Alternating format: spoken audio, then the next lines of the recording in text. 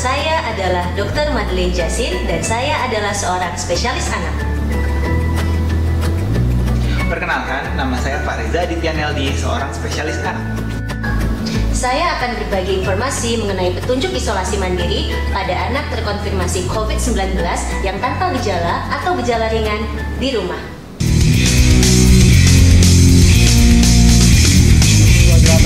Ketemu lagi kita di channel yang penuh imajinasi, informasi gratis, tidak bayar. Subscribe. Assalamualaikum warahmatullahi wabarakatuh. Apa kabar sobat Kicau Jelata? Mudah-mudahan Anda semua atau kita semua selalu dalam keadaan sehat dan tetap semangat. Saat manusia mulai lupa, alam tunjukkan perkasanya. Kalian bukan siapa-siapa, tidak pantas menepuk dada. Sebuah pantun ya, atau puisi yang Bang Kica coba bikin di awal-awal pandemi dulu untuk merespon begitu gegap gempitanya dunia dihantui oleh virus yang saat itu kita tahu namanya corona dan belakangan diberi nama dengan COVID-19 yang banyak varian-varian lainnya. Berawal dari daratan Cina, menyebar ke seluruh dunia. Makhluk kecil tak kasat mata, mencabut begitu banyak nyawa. Ya, COVID-19 yang belakangan kita tahu banyak variannya, memang telah mencabut jutaan nyawa di dunia ini. Dan minggu-minggu ini kita dikagetkan oleh, ada yang mengatakan bahwa ini adalah serangan kedua, ada juga yang berspekulasi bahwa ini adalah yang ketiga. Apapun itu, yang jelas mata kita tiba-tiba terbelalak karena begitu banyaknya saudara-saudara sebangsa kita yang terinfeksi atau terpapar virus COVID-19. Dan ini bukan rekaan. Banyak dari teman Bang Kica, bahkan ada yang satu keluarga terpapar corona. Salah satunya adalah Bung Jela. Bung Jela ini adalah teman yang selalu menemani Bang Kica, dan setahu Bang Kica, Bung Jela adalah orang yang sangat tertib mentaati protokol kesehatan. Sampai-sampai pada saat dia terpapar, dia bingung memikirkan kira-kira di titik mana dia terpapar, karena dia betul-betul menjaga langkahnya. Dan dari penjelasan Bung Jela, Bang Kica menjadi semakin takut yang harus berbuah dengan peningkatan kewaspadaan. Bung Jela mengatakan bahwa pada saat dia dinyatakan positif setelah melakukan tes PCR, hal pertama yang sulit dicari adalah rumah sakit mana yang masih available untuk dia dirawat. Butuh waktu yang lama sekali dan menggunakan jalur yang macam-macam. Akhirnya Bung Jela mendapatkan satu rumah sakit di daerah selatan Jakarta.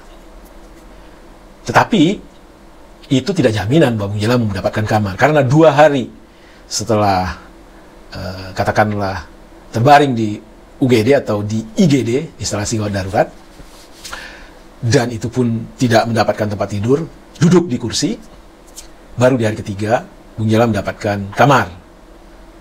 Dan setelah masuk kamar, bukannya tenang atau ketenangan yang Bung Jela rasakan, tetapi malah kekhawatiran yang luar biasa. Kenapa? Karena rumah sakit penuh dan termasuk kamar pun harus sharing dengan orang-orang yang juga terpapar. Akhirnya Bung Jela minta untuk melakukan isolasi mandiri, dan secara medis setelah dilakukan pemeriksaan oleh tim dokter, maka Bung Jela diizinkan untuk isolasi mandiri di rumah. Dan ini tidak berhenti pada cerita Bung Jela saja. Bahkan Bang Kica punya saudara yang tinggal di Kebun Jeruk, satu keluarga terpapar COVID, dan mereka melakukan isolasi mandiri. Karena apa? Karena yang tadi itu, rumah sakit tidak lagi mempunyai daya tampung atau kapasitasnya sudah penuh. Dan alhamdulillah, inilah kekayaan luar biasa dari bangsa kita yang harus kita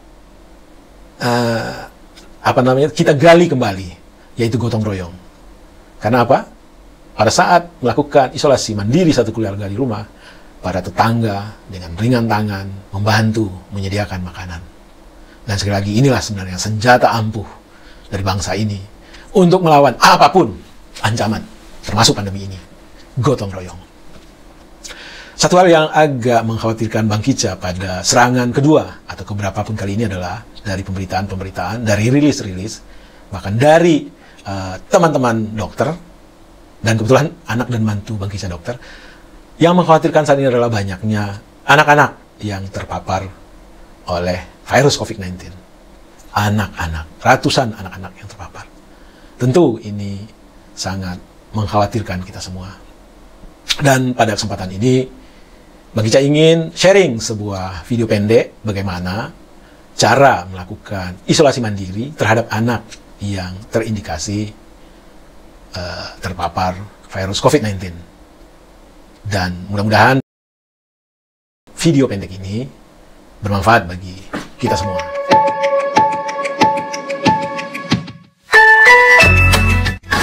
Perkenalkan, nama saya adalah Dr. Madeleine Jasin dan saya adalah seorang spesialis anak.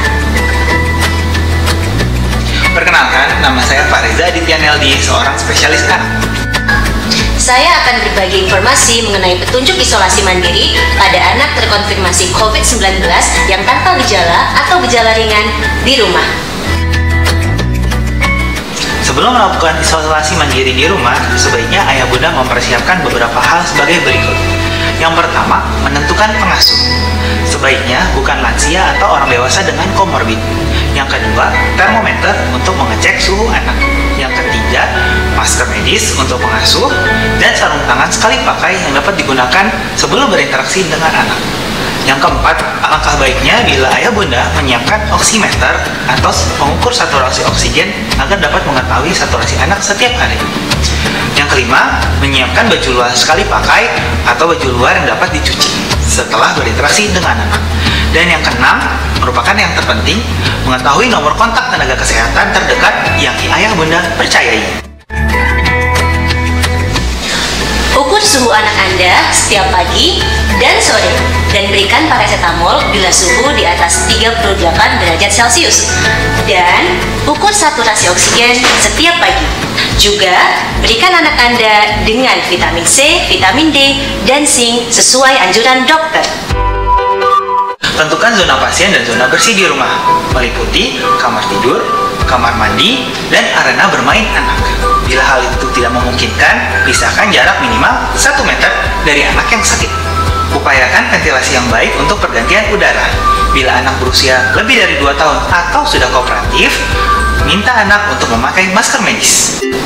Perhatikan hal-hal berikut ketika merawat anak. Pertama, cuci tangan sebelum dan sesudah berinteraksi dengan anak. Kedua, buang masker dan sarung tangan di tempat plastik khusus dan buang di tempat sampah berbeda.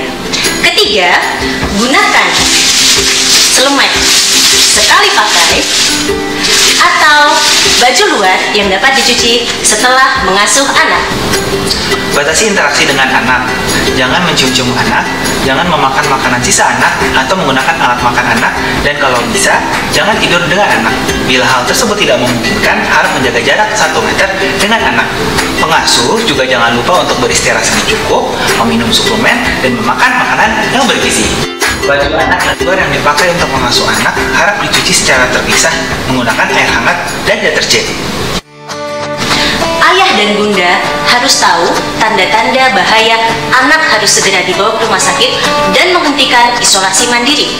Yang pertama, nafas sesak, yaitu nafasnya cepat, ada tarikan dinding dada ke dalam, atau ada nafas cuping hidung. Yang kedua, saturasi oksigen di bawah 95%. Yang ketiga, kesadaran anak menurun.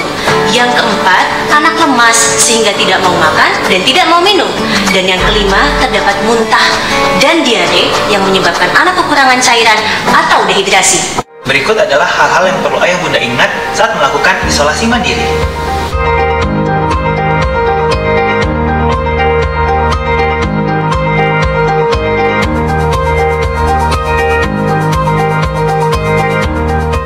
Pastikan anak Anda cukup istirahat, makan bergizi, dan tetap bahagia.